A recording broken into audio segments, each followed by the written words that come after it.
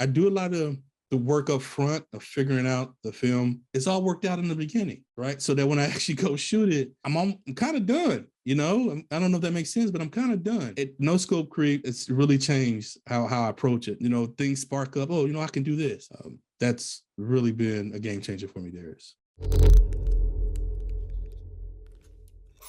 I'm Sean Mosley, currently live in Colonial Beach, Virginia. I'm originally from Kansas City, Missouri. I've been into filmmaking seriously probably for the past 8 years or so. Prior to that, it was just, had an interest in it. I just didn't know how to get into it. Once YouTube came along, kind of provided maybe an avenue of trying to do it. Cameras started evolving. I would say seriously, probably the past 8 or 9 years, I've been seriously trying to get into filmmaking. Before joining GTS, you can say I was just doing YouTube University, following different content creators, trying to do it as best I understood it on my own. I'm not sure I was actually filmmaking more so than doing B-roll and running gun type of filming. That looks interesting.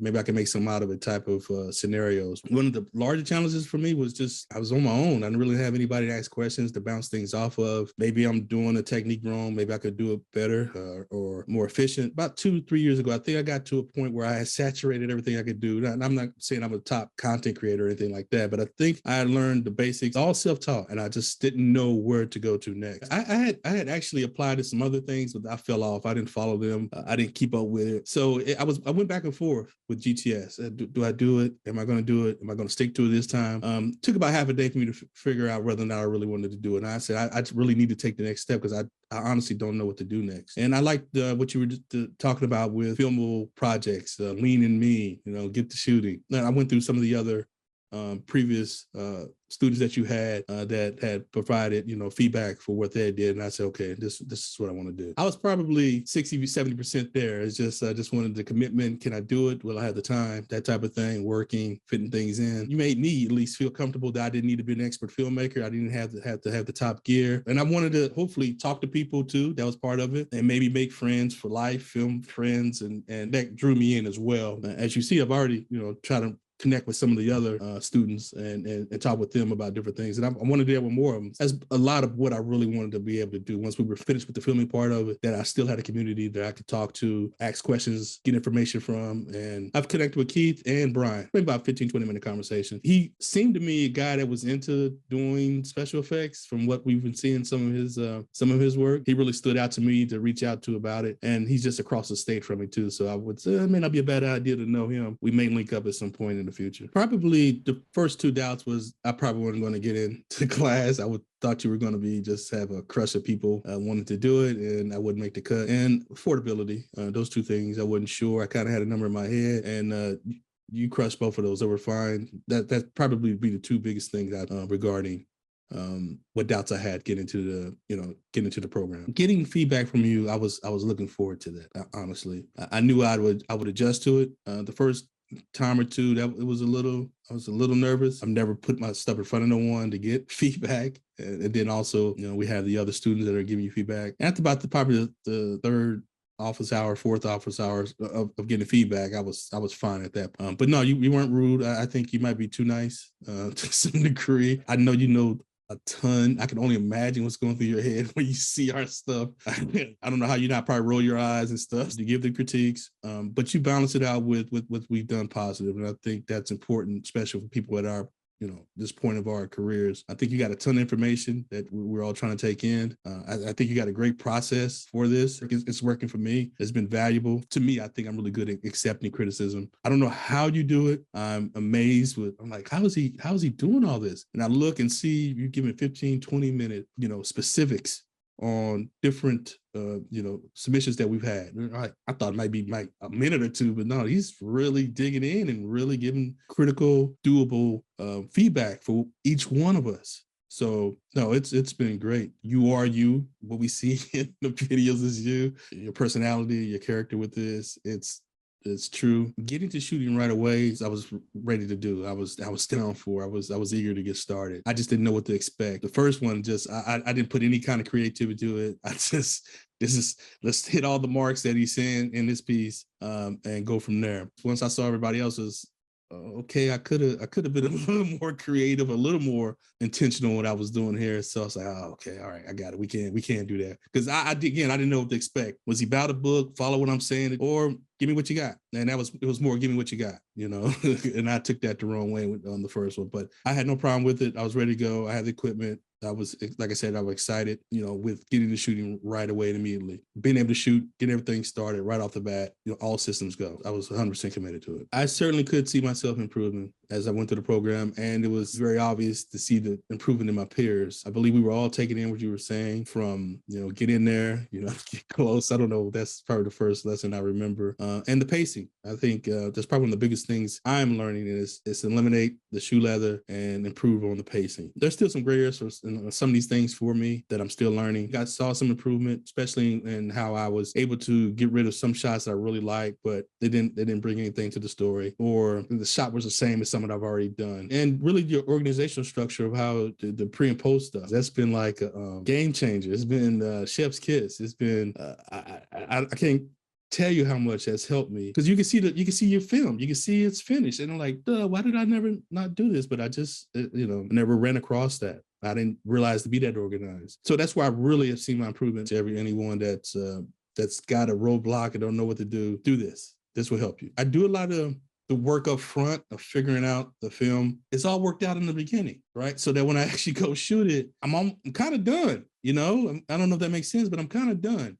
No Scope Creep, it's really changed how I approach it, and I've got tons of ideas now just from that. You know, things spark up. Oh, you know, I can do this. That's really been a game changer for me, Darius. As I said before, with YouTube University, it was just run and gun. I didn't have a plan. I didn't have anything. Going through your class, I got a plan. Watching you give feedback to my peers was extremely helpful. I was able to see what to do and what not to do. I was able to compare notes to what I was doing. And well, kind of what I was doing. Okay, we need to do that differently. I'm one of the people that believe even if you're not actively doing the thing you're trying to learn, if you're doing something else that contributes to you taking in information, learning in some kind of way, it contributes to your overall progression in that. So even though it wasn't me being critiqued indirectly, I'm still getting that information. I'm still getting that feedback on how I need to apply and approach filmmaking. It was beyond helpful. You may have been talking to me when you're talking to my peers, because I would intently listen to them and listen to it and learn from that 1,000%, just as much as if you were talking to me. I did play baseball growing up, and one of the things coach would have us do is watch the guy in front of you and how the pitcher was approaching him.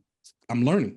Okay, he threw him a curve. He threw him a fastball. Okay, it was a 2-0 count. He threw something in the dirt. You can learn watching how the pitcher was pitching him, so that when you get up there, I knew what he did last time. You know, a lot of work from my peers that stuck out to me that gave me ideas or say, okay, I didn't know you can do that, or I'm gonna try that. Now, you know, Brian, namely him with his VFX special effects that he's doing, that stuck out with me. Oh, okay, we can do that. Let me see if I can do something along those lines or something similar to that. I really like Keith's work. He to me, and I mentioned this to you, I think he's found his voice, maybe just me. He seems to be consistent with his underlying process and how his films are, maybe a little dark, a little bit. But to me, it seems like he's found his voice. That spoke to me and said, well, what's yours? You know, I want to find my voice. I want to figure out what do I want to say? What do I want to have as, okay, that's something Mosley does, you know, and I'm not sure I found my voice yet. And you know, you like you said, it's going to take time. Keep doing these, and you'll get to that. But those two speak to me very loudly. You know, give me ideas of maybe how I can approach my filmmaking with the VFX, with the dark side of things. It's changed now, but coming into this, I thought the only way I could be creative was the camera moves. But I've since learned, no, you can do it with the genre you choose and the action and the take. You can do it by the storytelling itself. Because I always felt like the camera embodied everything, and this is this, I do this, I do that, whatever. I still like camera swings. I still like dolly shots. I still like some aspects of that. That doesn't need to be 100% of my creativity when I'm trying to do. Tastefully done here and there, but there's a lot of other things that I should be bringing to the table. I have guys or peers or other filmmakers who are really, really good, and it helps me up my game to really, you know, to improve, to really get in there and show, okay, I belong here too. It's just my competitive way of trying to be. I'm not saying it's a competitive thing in here, but I don't want to be the student that's lagging, I guess. for lack of a better word. The systematic approach and the way you've kind of outlined in GTS, as I was going through it, it made sense. It was more like well, duh, yeah, you should do it this way. And I couldn't answer why I've never done it that way. So systematically going through it. And I'm someone, I love structure.